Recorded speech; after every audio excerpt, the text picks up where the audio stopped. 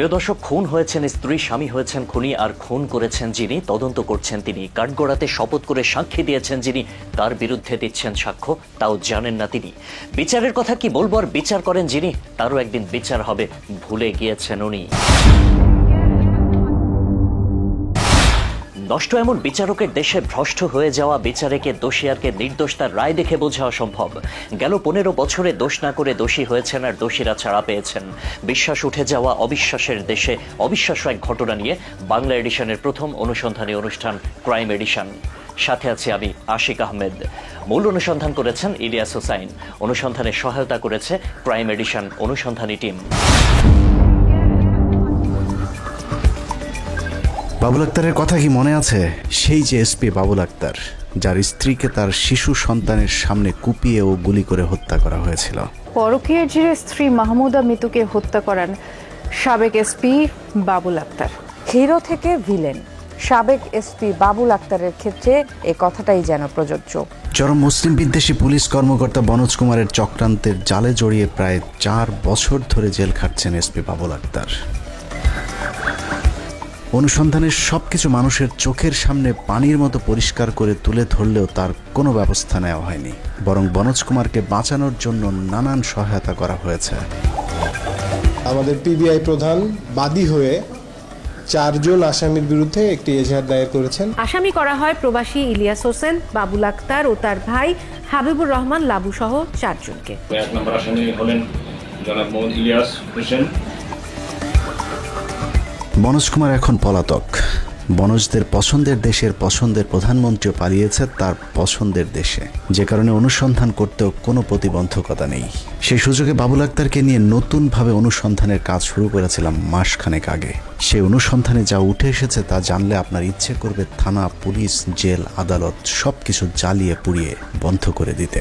কারণ এমন আদালত দিয়ে কি হবে যে আদালতে বাদী, সাক্ষী, বিচারক সবকিছুই ন্যায়ের পথকে বন্ধ করে অন্যায়ের পথে হেঁটেছে প্রায় 4 বছর।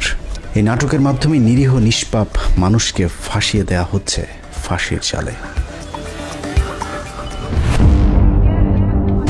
প্রিয় দর্শক, এমন আদালতেই গেল 15 বছর অসংখ্য নিরীহ নিষ্পাপ মানুষের প্রতি বিচারের নামে অবিচার হয়েছে।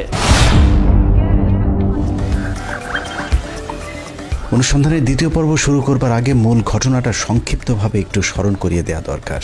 2016 সালের 5 জুন বাসা থেকে বাবুল আক্তারের ছেলে আক্তার মাহিরকে স্কুলে নিয়ে যাচ্ছিলেন তার স্ত্রী মাহমুদা খানম মিতু। চট্টগ্রামের জিএসি মোড়ে যাওয়ার পথে পুলিশ সুপার বাবুলের স্ত্রীকে নির্মমভাবে কুপিয়ে ও গুলি করে হত্যা করে সন্ত্রাসীরা। 6 জুন বাবুল আক্তার বাদী হয়ে পাঁচলাইশ থানায় একটি হত্যা মামলা দায়ের করেন। মামলায় 2 জন আসামিকে গ্রেফতার দেখিয়ে তাদের কাছ থেকে 164 ধারায় জবানবন্দি রেকর্ড করা হয়। মামলায় মোট 77 জনের সাক্ষ্য নেওয়া হয়। এসব আসামিদের মধ্যে কেউ হত্যাকাণ্ডে বাবুল আক্তার জড়িত আছে মর্মে কোনো সাক্ষী দেয়নি। ঘটনার পর মূল আসামি সহ রাশেদুল নবী ও নুরুন নবী নামে 2 জনকে ক্রস ফায়ারে দেওয়া হয়। মুসা নামে অন্য আরেকজন আসামিকেও গুম করে পুলিশ। বাবুল আক্তার যদি মুসা দিয়ে ঘটনা করাইতো তাহলে মুসারা তো সবার সামনে দিয়ে এ বাবুল আক্তার ঘটনা করেছে বলে দেয়, তো বইলে হয়তো গিয়ে করতো, এত নাটক করতে হতো না। পিবিআরটা এত নাটক করে বাবুল আক্তারের এই মামলায় জড়াইতো না। ঘটনার 4 বছর পর মামলাটি 2020 সালে পিবিআইতে হস্তান্তর করা হয়। এরপর 2021 সালের 10ই মে থেকে 12ই মে পর্যন্ত বাবুল আক্তারকে পিবিআইতে ডেকে নিয়ে তারপর আটকে রাখা হয়। আটক থাকা অবস্থাতে পাঁচলাইশ থানায় নতুন আরেকটি হত্যা মামলা করা হয়, যে মামলার প্রধান আসামি দেখানো হয় বাবুল আক্তারকে। মামলাটি পিবিআইয়ের কাছে হস্তান্তর হবার পর থেকে পাল্টাতে থাকে গতিপথ। 2016 সাল থেকে 2021 সাল পর্যন্ত মামলার সাক্ষী আর আসামিরা এতদিন ধরে যেসব বলে এসেছে, 2021 সাল থেকে তারাই আবার ভিন্ন সুরে কথা বলতে শুরু করে। এমনকি বাবুলের শ্বশুর শাশুড়িও তাদের জামাইয়ের বিরুদ্ধে পুলিশের কাছে সাক্ষ্য দিতে শুরু করেন। পরবর্তীকালে এক পর্যায়ে এই বাবুল আক্তার তার দুনিয়া থেকে সরাই দেয়। বনসের প্রতিহিংসার শিকার আমরা, বাবুল আক্তার স্যারও প্রতিহিংসার শিকার, আমরাও প্রতিহিংসার শিকার। মূলত পিবিআইয়ের কাছে মামলাটি হস্তান্তরের পুরো প্রক্রিয়াটিই ছিল বেআইনি।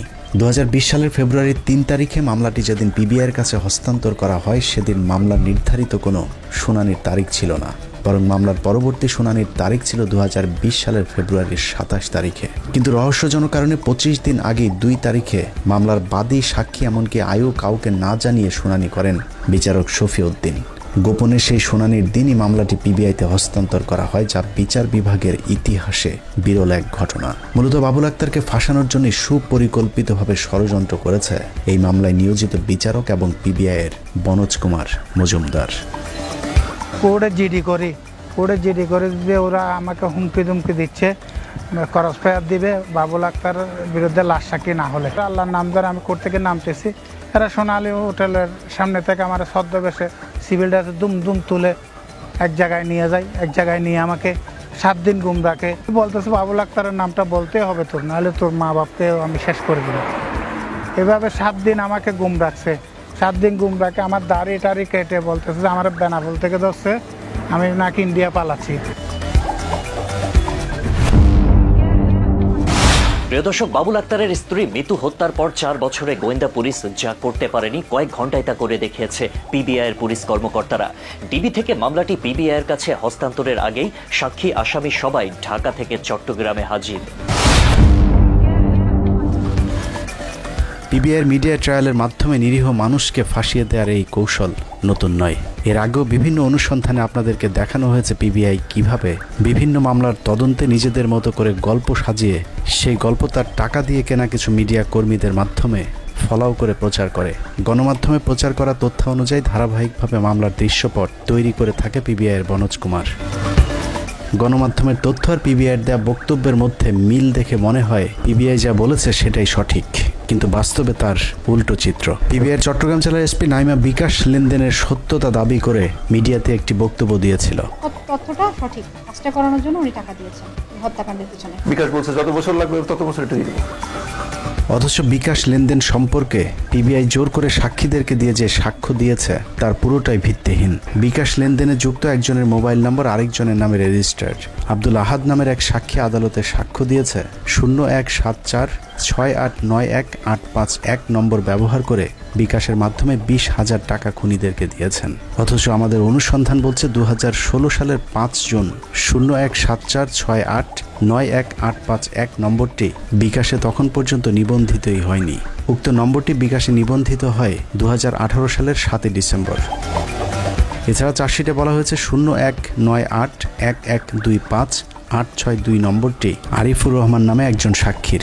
অথচ অনুসন্ধান করে দেখা গেছে ওই নম্বরটি মাহমুদা খানম নামে একজনের নামে নিবন্ধিত। মুস্তাইন বিল্লাহ নামের এক সাক্ষীর আইডির তথ্য যাচাই করে দেখা যায় এই নাম্বারটি হাফিজুর রহমানের নামেও নিবন্ধিত। চার্জশিটে বলা হচ্ছে সাক্ষী শেখ মোহাম্মদ মুস্তাইনের 01981125 নম্বরে বিকাশে টাকা আসে। উক্ত নম্বরটি আজিজুল ইসলামের নামে বায়োমেট্রিক রেজিস্ট্রেশন।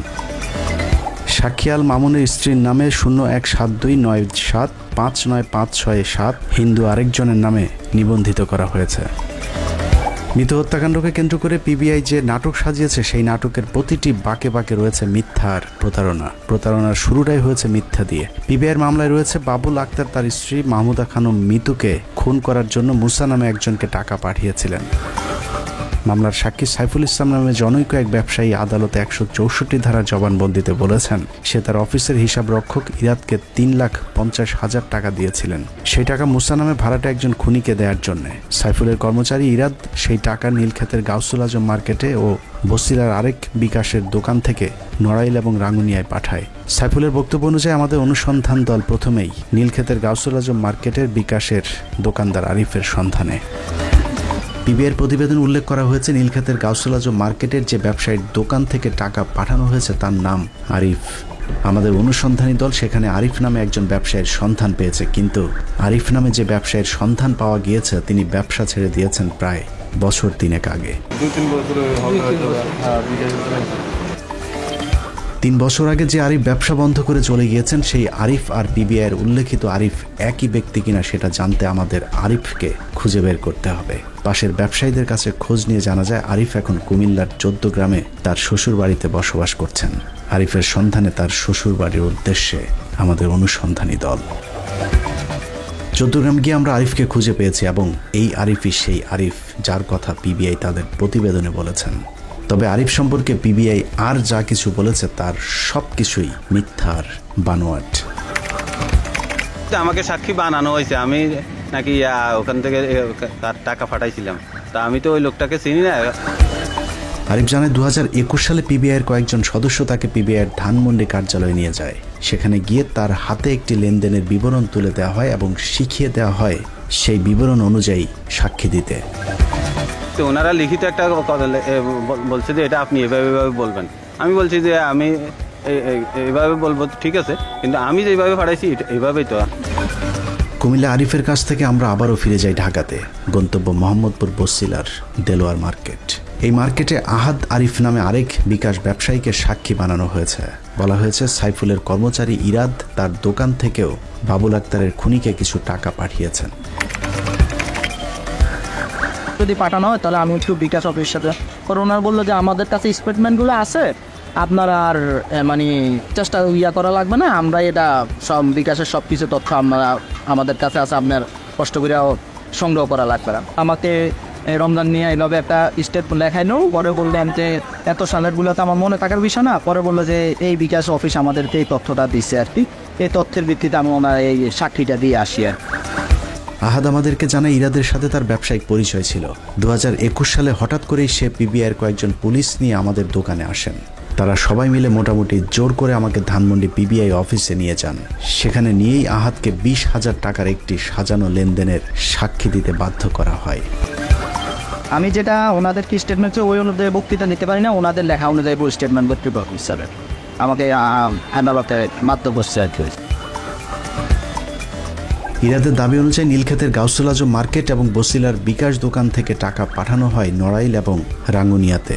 রাঙ্গুনিয়া যাবার আগে আমরা নড়াইল থেকে ঘুরে আসব। নড়াইলের গাজীয়াল মামুনের কাছে পাওয়া যায় আরও ভয়াবহ তথ্য। আগের সাক্ষীদের মতোই তাকেও পিবিআই বাধ্য করেছিল শিখিয়ে দেয়া বক্তব্য দিতে।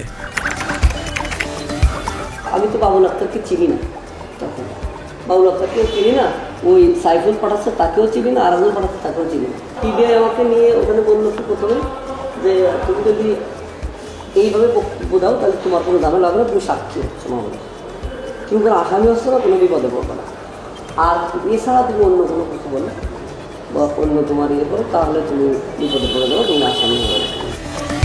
পিবিআই অফিস থেকে আদালত পর্যন্ত সবখানে বিছানো ছিল বনোজ কুমারের ষড়যন্ত্রের জাল। বক্তব্যের মধ্যে কিছু বক্তব্য আমাদের মনে করেন যে এখান থেকে যখন পিবিআইতে পরের দিনে রোজার মাসে আমাকে যখন চিটাং নিয়ে গেল, তখন তো ওখানে রাত ভোরে একটা ওই আমার কথা আগে নিয়ে তারপরে আমার থেকে ওরা একটা লিখে দিয়ে রাত্রে ওটা পড়ে মুখস্থ করার জন্য বলে পরে 164। পিবিআই এবং আদালতের পুরো ষড়যন্ত্রের সাথে গাজীয়াল মামুন একজন প্রভাবশালী ব্যক্তিকে আবিষ্কার করেছিলেন, যিনি টেলিফোনে বনোজ কুমারের সাথে সার্বক্ষণিক যোগাযোগ রক্ষা করছিলেন। তার আচরণ থেকে মনে হচ্ছিল তিনিও হয়তো পিবিআইয়ের বড় কোনো কর্মকর্তা হবেন, কিন্তু পরবর্তীতে টিভিতে সংবাদ দেখার পর তিনি চিনতে পারেন পিবিআইয়ের সাথে থাকা ওই ব্যক্তি হলেন সময় টিভির চট্টগ্রাম প্রতিনিধি কমল দে। আমাদের ওইভাবে তো নেই, যখন ফোনটা আমাদের নিয়ে গেলে সাংবাদিক আপনারা আসতেন, তারা একজন মোবাইল দেখে আসেন, তখন কমল দে আসছিল। কমল দেখে তখন চিনি না, যখন আমি পরবর্তীতে আসার পরে টিভিতে ওই ইয়েটা দেখলাম, ভাই আমার এই নিউজটা যখন দিল, তখন আমি বুঝলাম যে এই যে ব্যক্তি ইয়ে করছিল এই কমল। নড়াইলের গাজীয়াল মামুনের বক্তব্য নেয়ার পর আমাদের পরের গন্তব্য সোজা রাঙ্গুনিয়া। রাঙ্গুনিয়া টেলিকমের যে মালিককে পিবিআই তাদের সাক্ষী হিসাবে আদালতে উপস্থাপন করেছে, তার বক্তব্য রীতিমতো আটকে ওঠার মতো।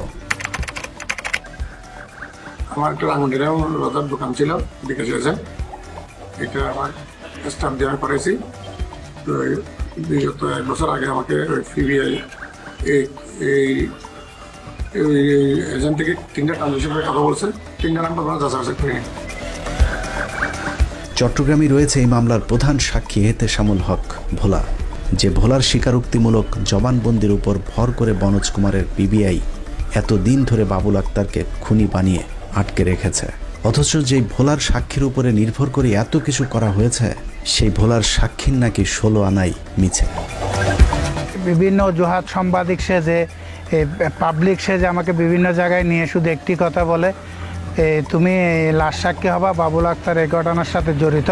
ভোলা অবশ্য প্রথমে সাক্ষী দিতে রাজি হননি। মিথ্যা সাক্ষী দিতে বাধ্য করতে গিয়ে পিবিআইয়ের কর্মকর্তারা ভোলার উপর যে নির্যাতন চালিয়েছে, সেই নির্যাতনের যন্ত্রণা ভোলাকে সারা জীবন বয়ে বেড়াতে হবে। নির্যাতন মানে ভাই কি বলবো, আমার এই হাতের দাগ আজও যায় নাই। কারেন্টের শর্ট দিয়ে আমাকে আমার কিডনি দুটোটা ড্যামেজ হয়ে গেছে। আমার হাত বলক লাগানো লাগছে, রিং লাগানো লাগছে হাড়ে।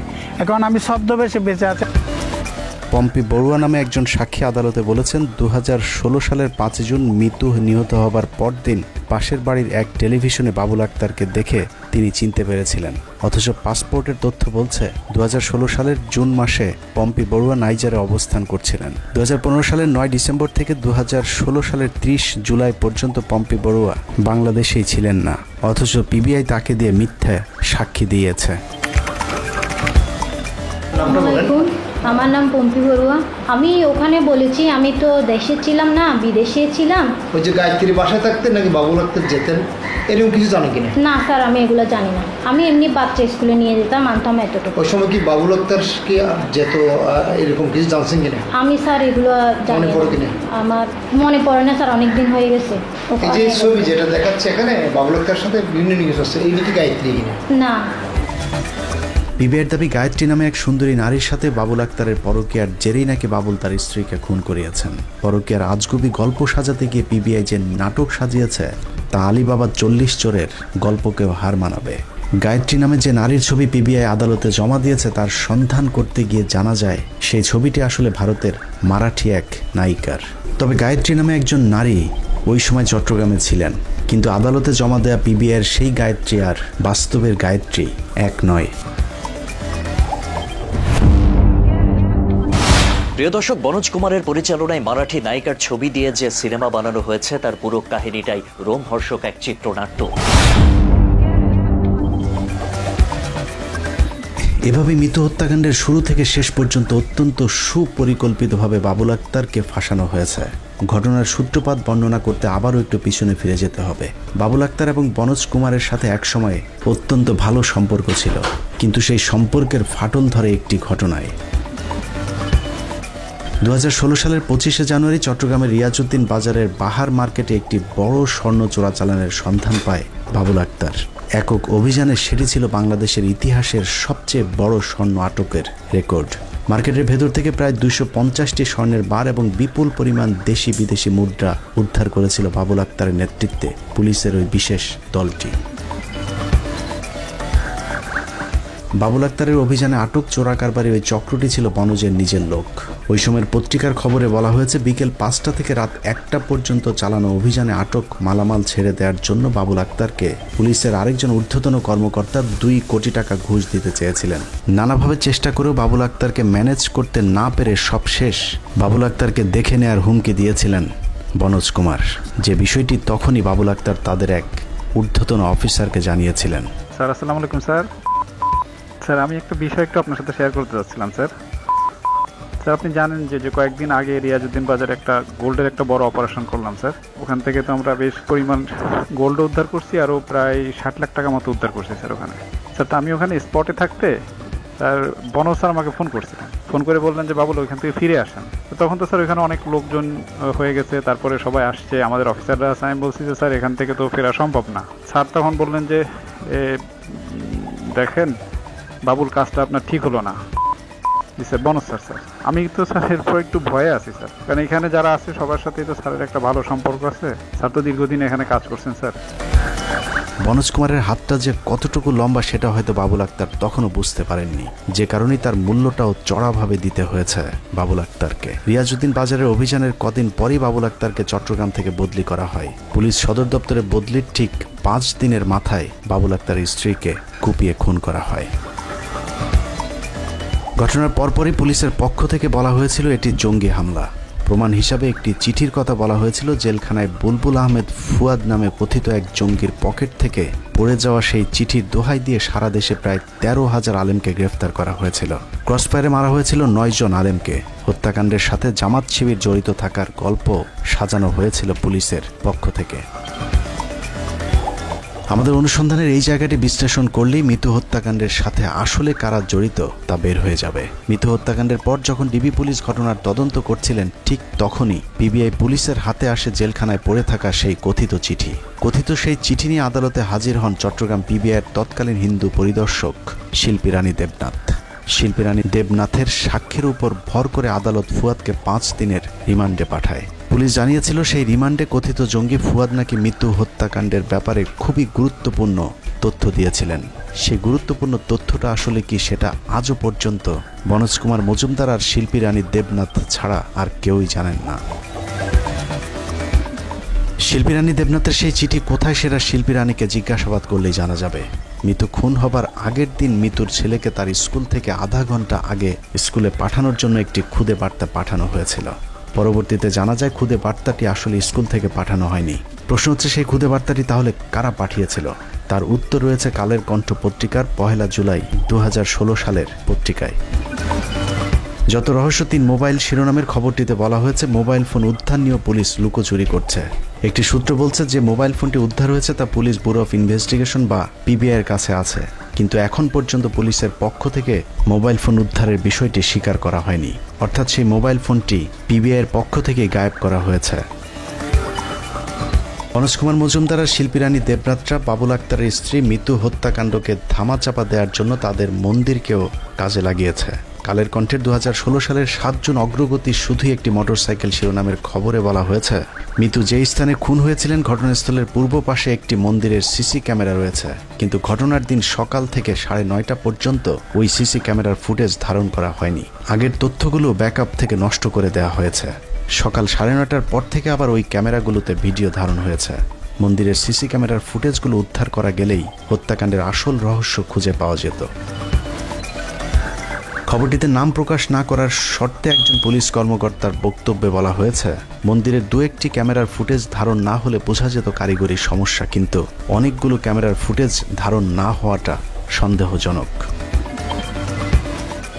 এভাবে হত্যাকাণ্ডের গুরুত্বপূর্ণ অনেক আলামত গায়েব করে দেওয়ার পাশাপাশি যুক্ত করা হয়েছে অনেক আলামত যার বাস্তবে কোনো অস্তিত্ব নেই।